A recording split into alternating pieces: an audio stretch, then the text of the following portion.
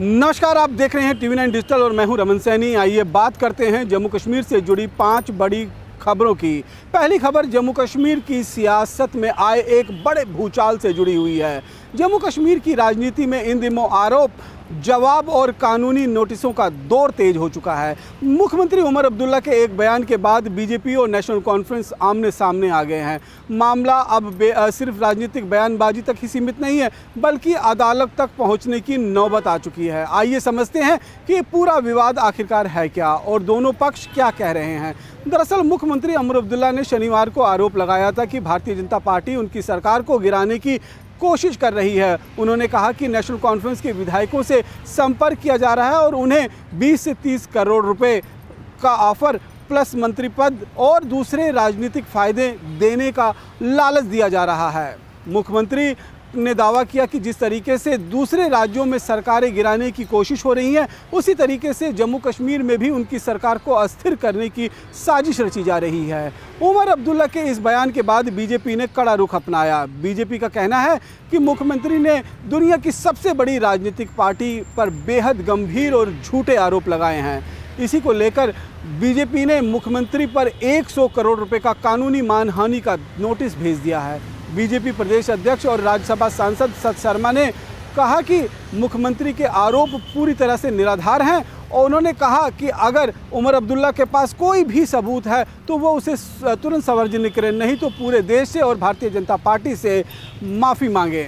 सत शर्मा ने कहा कि बीजेपी की छवि खराब करने की कोशिश की गई है और इसी वजह से पार्टी ने कानूनी कार्रवाई शुरू की है। सत शर्मा ने यह भी कहा कि मुख्यमंत्री के आरोप इतने गंभीर हैं कि पार्टी चाहती तो हजारों करोड़ रुपए का मानहानि का दावा कर सकती थी, लेकिन मुख्यमंत्री के संवैधानिक पद और उनकी गरिमा का सम्मान करते हुए फिलहाल 100 करोड़ रुपए की कानूनी नोटिस भेजा गया। उनका कहना है कि किसी भी मुख्यमंत्री को बिना तथ्यों के इस तरह के आरोप लगाने का अधिकार नहीं है। उधर बीजेपी के नोटिस पर जम्मू कश्मीर के उप मुख्यमंत्री सुरेंद्र चौधरी ने भी अपनी प्रतिक्रिया दी है। TV9 से खास बातचीत में उन्होंने कहा कि बीजेपी के नोटिस का जवाब कानूनी तरीके से दिया जाएगा। उन्होंने आरोप लगाया है कि इस तरीके से नोटिस भेजकर बीजेपी सरकार को डराने की कोशिश कर रही है, लेकिन सरकार किसी के दबाव में आने वाली नहीं है। सुरेंद्र चौधरी ने कहा कि बीजेपी लगातार झूठ फैला रही है और राजनीति को अदालत तक नहीं ले जाना चाहिए था, लेकिन उनका कहना है कि राजनीतिक मतभेद अपनी जगह हो सकते हैं, लेकिन व्यक्तिगत स्तर पर हमला करना ठीक नहीं है। उन्होंने ये भी आरोप लगाया कि जम्मू कश्मीर को पूर्ण राज्य का दर्जा दिलाने की मांग से बीजेपी घबराई हुई है और मुख्यमंत्री और उप मुख्यमंत्री ने उमर अब्दुल्ला का बचाव करते हुए कहा कि वो बिना तथ्य और ठोस जानकारी के बिना कोई ऐसा बयान नहीं देते हैं। वहीं मुख्यमंत्री ने भी अपने अंदाज में बयान दिया। उन्होंने कहा कि वो खुद को भाग्यशाली मानते हैं कि वो जम्मू कश्मीर में शायद एक ऐसे इकलौता नेता हैं जिन्हें बीजेपी का ये लव लेटर भेजा गया। हालांकि उन्होंने इसके साथ ही अपने पुराने आरोपों को भी दोहराया है। उमर अब्दुल्ला ने कहा कि बीजेपी के एक वरिष्ठ नेता लगातार नेशनल कॉन्फ्रेंस के खिलाफ साजिश रचने और उनकी सरकार को गिराने की बात करते रहे हैं। उन्होंने संकेत दिया कि उनकी पार्टी भी अब बीजेपी के नेताओं के बयानों पर कानूनी जवाब देने की पर विचार कर रही है। अब ये मामला पूरी तरह से कानूनी लड़ाई पर लड़ता हुआ दिखाई दे रहा है।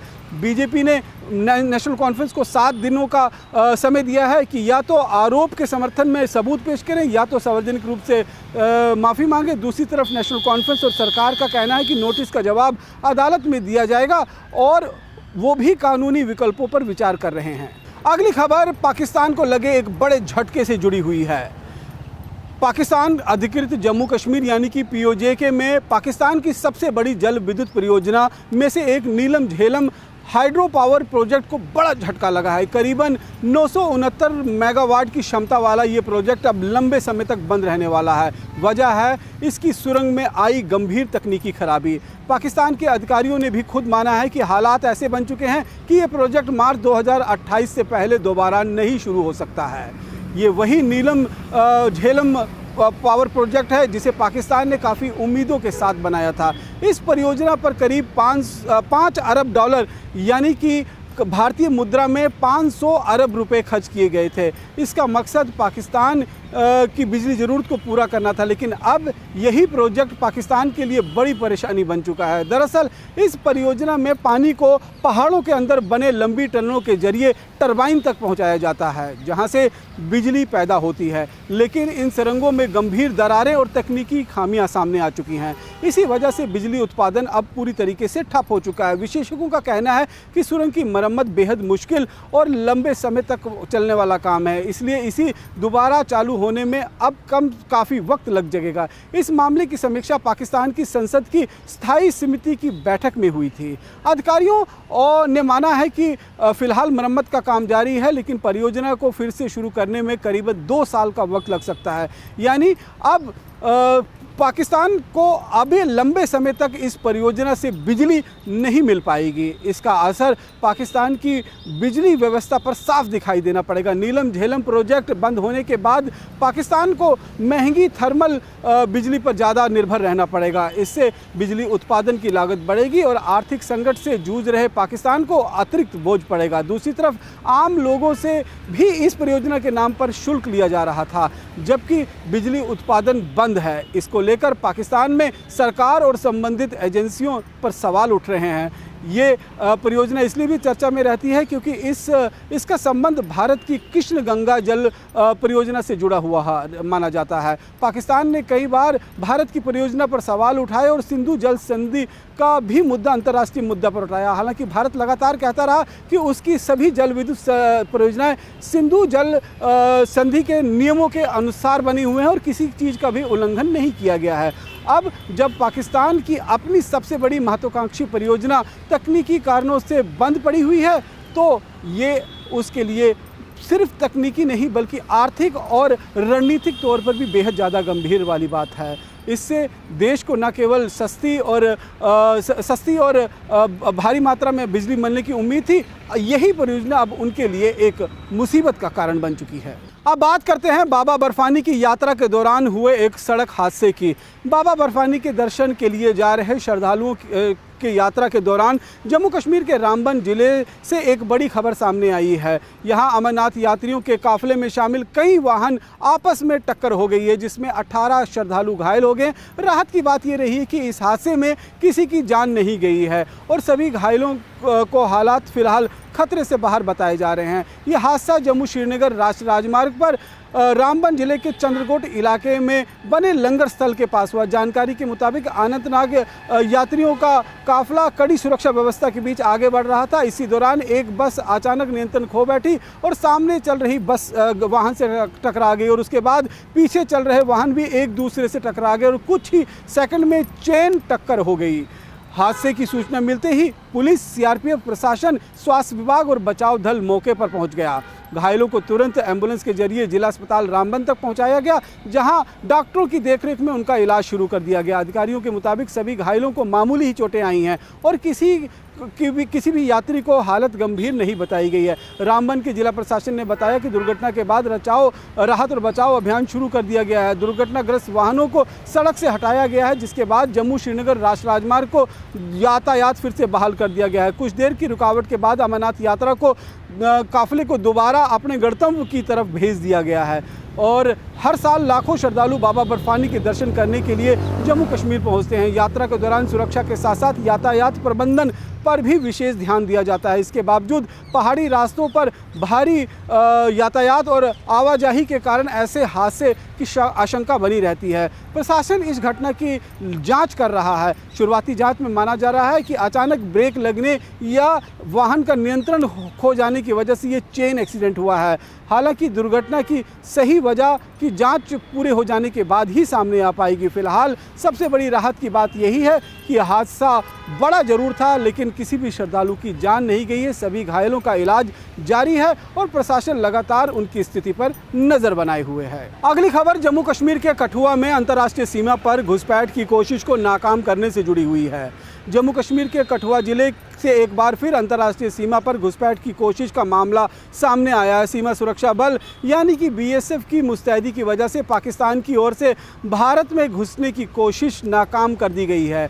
बीएसएफ जवान ने समय रहते कार्रवाई की और चेतावनी के तौर पर फायरिंग की, जिसके बाद घुसपैठिया वापस पाकिस्तान की तरफ भागता हुआ नजर आया। राहत की बात यही रही कि इस पूरी घटना में किसी तरह का कोई नुकसान नहीं हुआ है, लेकिन ये घटना एक बार फिर ये सवाल जरूर खड़े कर रही है कि आखिर पाकिस्तान की ओर से लगातार ऐसी कोशिशें क्यों हो रही हैं। दरअसल ये घटना कठुआ जिले के हीरानगर सेक्टर के बोबिया इलाके में हुई है। बीएसएफ के जवान ने नियमित रूप से अंतर्राष्ट्रीय सीमा पर गश्त कर रहे थे। इसी दौरान उनकी नज़र सीमा के उस पार से भारत की ओर बढ़ रहे एक संदिग्ध व्यक्ति पर पड़ी। जवानों ने पहले उन्हें आवाज़ लगाकर रोकने की चेतावनी दी, लेकिन वो चेतावनी को नज़रअंदाज करते हुए लगातार सीमा यानी कि बॉर्डर फेंसिंग की तरफ की ओर आगे बढ़ता हुआ नजर आया। जब घुसपैठिया नहीं रुका तो बीएसएफ ने के जवानों ने चेतावनी के तौर पर 2 राउंड फायर किए। फायरिंग की आवाज़ सुनते ही घुसपैठिया घबरा गया और तुरंत वापस पाकिस्तान की सीमा की ओर भाग गया। बीएसएफ ने पूरी घटना के बाद इलाके की घेराबंदी की है और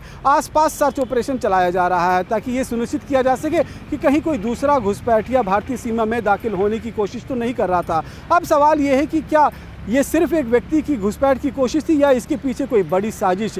सुरक्षा एजेंसियां इस पूरे मामले की जांच कर रही हैं और ये एजेंसियां ये भी पता लगाने की कोशिश कर रही हैं कि कहीं ये भारतीय सुरक्षा व्यवस्था की टो लेने या फिर किसी तरह की आतंकी घुसपैठ की तैयारी का कोई हिस्सा तो नहीं था।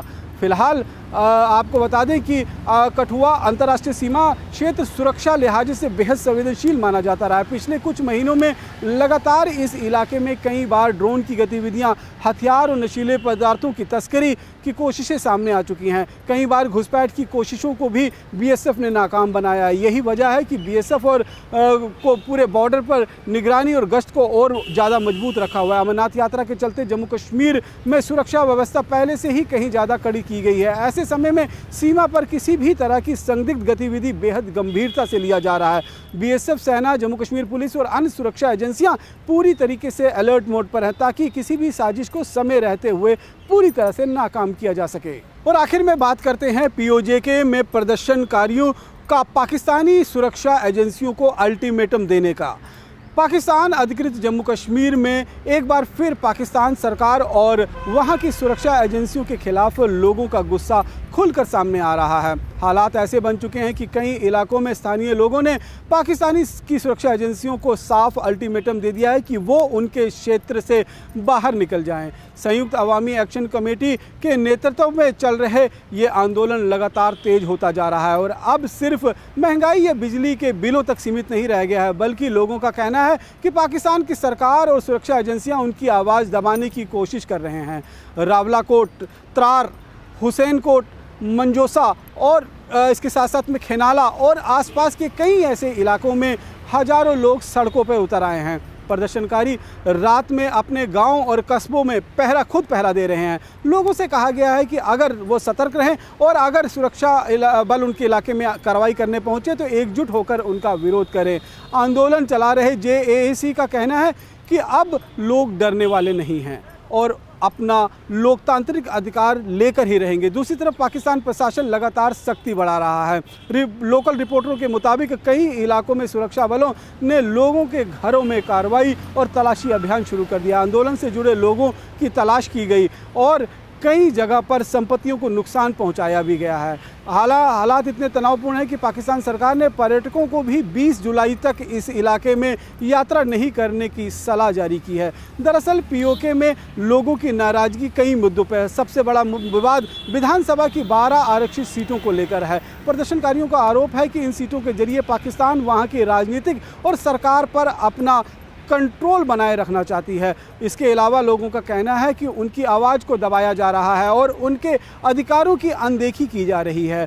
हाल ही के दिनों में चुनाव प्रचार के दौरान कई राजनीतिक नेताओं को लोगों का भारी विरोध का सामना करना पड़ा। कई जगह पर लोगों ने उनके खिलाफ नारेबाजी की और बिना समय किए उनको वापस खदेड़ दिया गया। इससे साफ है कि पीओके के लोगों का गुस्सा लगातार बढ़ रहा है। इस बीच पाकिस्तान सरकार ने संयुक्त अवामी एक्शन कमेटी पर शिकंजा कस दिया है। कुछ समय पहले इस संगठन को प्रतिबंधित संगठन कर आतंकवादी संगठन घोषित कर दिया था, लेकिन इसके बावजूद संगठन ने साफ कर दिया था कि उनका आंदोलन जारी रहेगा और अपनी मांगों को लेकर वो लगातार प्रदर्शन करते रहेंगे और पीछे नहीं हटेंगे। कुल मिलाकर पीओके में हालात लगातार तनावपूर्ण बने हुए हैं। एक तरफ पाकिस्तान सरकार और सुरक्षा एजेंसियां सख्ती दिखा रही हैं, तो दूसरी तरफ स्थानीय लोग खुलकर विरोध कर रहे हैं। आने वाले दिनों में ये आंदोलन और ज़्यादा ख़राब होने की संभावना जताई जा रही है। ऐसे में सबकी नज़रें इस बात पर टिकी हुई हैं कि पाकिस्तान सरकार इस विरोध से कैसे निपटेगी और पीओके के हालात आने वाले दिनों में किस तरह आगे बढ़ेंगे। फिलहाल जब जम्मू कश्मीर की खबरों में मेरे साथ इतना ही। बाकी देश दुनिया की तमाम खबरों को जानने के लिए आप देखते रहें TV9 भारतवर्ष।